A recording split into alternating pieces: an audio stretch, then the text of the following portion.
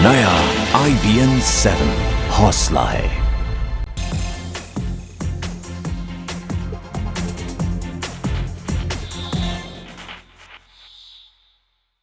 भूमि अधिग्रहण बिल पर सियासत थम नहीं रही है और इस बिल की खासियत और कमियों को लेकर कांग्रेस और बीजेपी के अपने अपने तर्क हैं।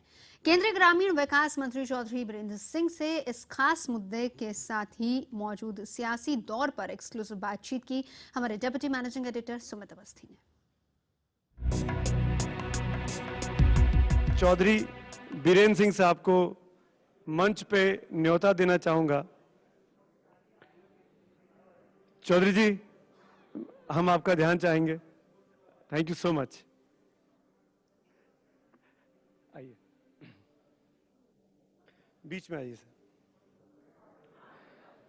हमेशा की तरह शुरू में 5-7 मिनट चौधरी बीरेंद्र सिंह बोलेंगे अपने मंत्रालय के बारे में, अपनी सरकार के बारे में, और मैं चाहूंगा भूमि बिल के बारे में जरूर बोलें क्योंकि आपके मिनिस्ट्री का बिल है ये, और हम सबके मन में बहुत से सवाल हैं भूमि सुधार को लेके। तो पहले आप बोलिए, फिर हम आपसे सवाल जवाब करेंगे। Thank you sir. अभी अवस्थी जी ने कहा कि आप भूमि अधिग्रहण के बारे में बोल दें। ये मेरी मिनिस्ट्री से संबंधित है, लेकिन मैं इतना ज़रूर कहूँगा कि हो सकता है इस पे ही सारी निगाहें राजनीतिक जो लोग हैं, जो राजनीति की सोच रखते हैं, उनका ये सोचना है कि ये एक ऐसा क्षेत्र है, ऐसा अदारा है जिससे 68% लोग प्रभावित हैं और सारे की सारी राजनीति इस पे की जा सकती है। और यही हुआ। 2013 का जो कानून बना वो इतनी हड़बड़ाहट में और इतनी जल्दी में बना कि एक निशाना था, यूपीए कहिए या कांग्रेस कहिए। वो निशाना ये था कि अगर हम इस कानून को बनाने में कामयाब हो जाते हैं तो सारा किसान वर्ग हमारे साथ जुड़ जाएगा और हमें वोट देगा और हम दोबारा सत्ता में आएंगे। लेकिन दूसरी तरफ ये सोच भी थी रूलिंग पार्टी की, जो मेन पार्टी थी,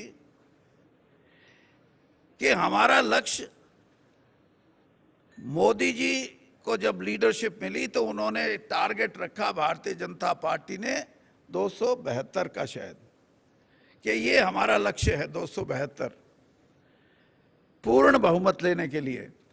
और जो रूलिंग पार्टी यूपीए में जो सबसे बड़ी पार्टी थी, उनके जो कर्णधार थे, उन्होंने लक्ष्य रखा 140 का, कि हम अगर 140 सीटें भी प्राप्त कर लेंगे तो हमारी एक्सपर्टीज है ये 10 साल की कि हम किसी भी कोलिशन सरकार को चला सकते हैं। ये फर्क है सोच में, और इसी सोच के तहत मैंने जैसे कहा कि भूमि अधिग्रहण कानून को पास करवाया गया। मेरे से पहले गडकरी जी इस मंत्रालय को देख रहे थे, और आप यकीन नहीं करेंगे कि जिस तरीके से हमने देखा कि उस हड़बड़ाहट का ये नतीजा था कि उसमें 54 के करीब ऐसी गलतियां थी, चाहे वो ग्रामर की गलती हो, चाहे वो शब्दों की गलती हो, चाहे वो उसकी इंटेंशन या कॉमा या स्पेलिंग, इस तरह की गलतियां। और कई गलतियां तो ऐसी थी कि जैसे एक्ट की जगह पार्ट लिख दिया। और जब 1 जनवरी 2014 को ये कानून का क्रियान्वयन शुरू हुआ, फरवरी में एक वर्कशॉप की गई 2014 में, तब कांग्रेस की सरकार थी, यूपीए की सरकार थी, और उसमें ये बात उभर के आई कि इस एक्ट के होते हुए जब तक हम इसमें कुछ ना कुछ सुधार नहीं करेंगे, अमेंडमेंट्स नहीं करेंगे, ये एक्ट काम नहीं करेगा। और जून के अंदर एक मीटिंग बुलाई, जो भूमि अधिग्रहण से संबंधित मंत्री थे, रेवेन्यू मिनिस्टर्स होते हैं ज़्यादातर स्टेट में, और उनसे भी ये चर्चा की गई। और चर्चा में ये सामने आई बात कि अगर आप इस भूमि अधिग्रहण के तहत किसी भी स्टेट को ये कहें कि आप अधिग्रहण का काम करिए, तो सबने इनकार किया। और जिस क्लॉज पे आज सबसे बड़ी बहस है, कंसेंट क्लॉज, वो उन राज्यों ने उसका विरोध किया जो कांग्रेस रूल्ड स्टेट्स थी उस समय की। मैं जून की बात आपको कह रहा हूं। और जब सत्ता से बाहर हो गए वो लोग, तो कहते हैं कि कंसेंट क्लॉज तो सबसे जरूरी है। इसके साथ आप कोई भी सवाल पूछ सकते हैं, मैं उसका जवाब देने को भी तैयार हूं। धन्यवाद। बहुत सारी धारणाएं थी, मिथ्याएं थी, उनको आपने दूर करने की कोशिश की। आपसे दो चार सवाल पूछ लूं मैं, फिर फोरम खोल देता हूं। आप तो पुराने कांग्रेसी हैं, आप भाजपा में हैं, तो कहां ज्यादा अच्छा लग रहा है? देखिए, मैं राजनीतिक आदमी हूं, ना तो मेरा कोई मिल सीटी मारता, ना मेरा कोई और धंधा। मुझे राजनीति में रहना है। राजनीति में मुझे कोई फर्क नहीं पड़ता कि मैं यहां हूं या वहां हूं। हाँ, मेरी राजनीति में कुछ मान्यताएं हैं, और मैं ये भी मानता हूं कि जो आदमी 42 साल तक कांग्रेस में रहा हो, कल्चर दोनों में फर्क है, इसमें कोई दो राय नहीं, लेकिन एडजस्टमेंट करना ही राजनीति का सबसे बड़ा एक अच्छा तो मैं ये कह सकता हूं कि हम सबके अच्छे दिन आए हैं या नहीं आए हैं, सबका इंडिविजुअल है। चौधरी बीरेंद्र सिंह के अच्छे दिन आ गए। आप क्योंकि दोनों नाव की सवारी कर चुके हैं, कांग्रेस में रह चुके हैं, बीजेपी में रह चुके हैं।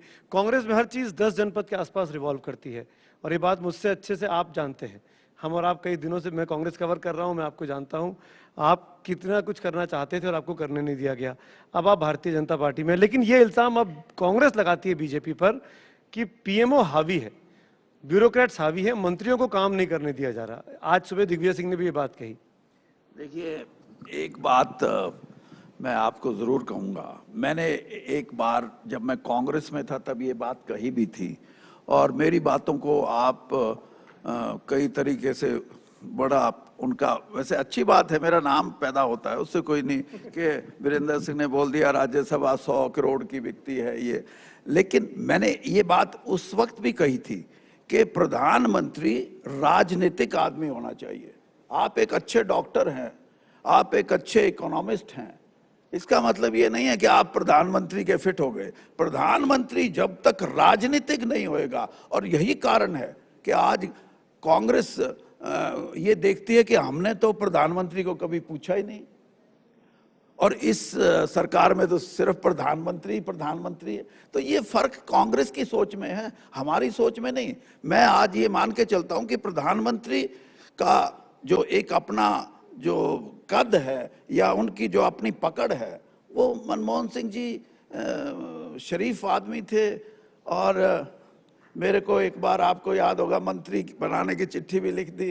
वो चिट्ठी भी मनमोहन सिंह जी से मैंने पूछा, जी क्या बात हुई, कि मैं कुछ नहीं बता सकता। कुछ सवाल लेना चाहूंगा मैं। आलोक जी सवाल लेना चाहते हैं। आप यहाँ माइक ले आओ आगे, आलोक सर के पास।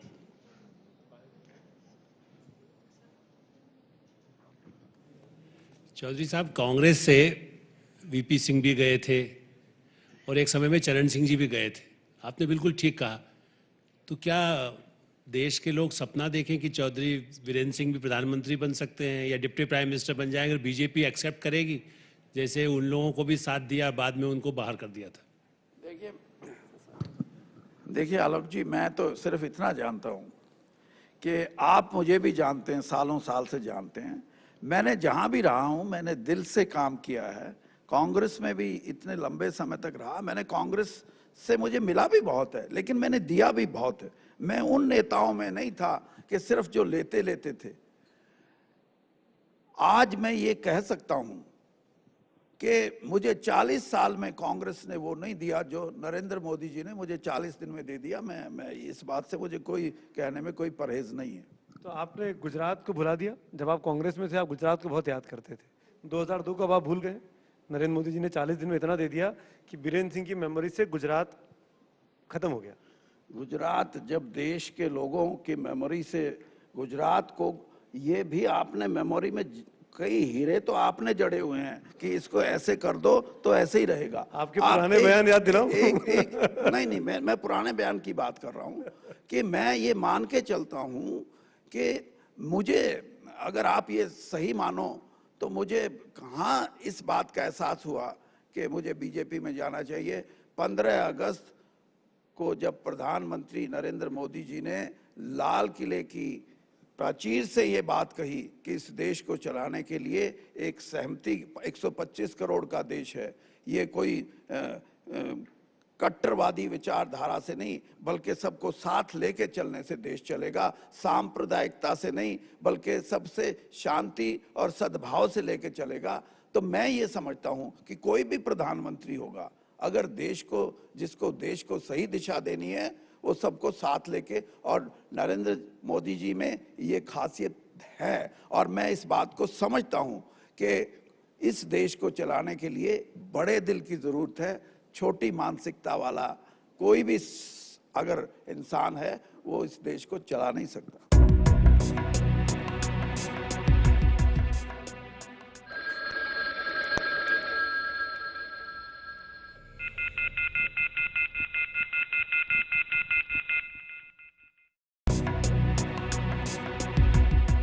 लास्ट 2 क्वेश्चंस, एक यहाँ।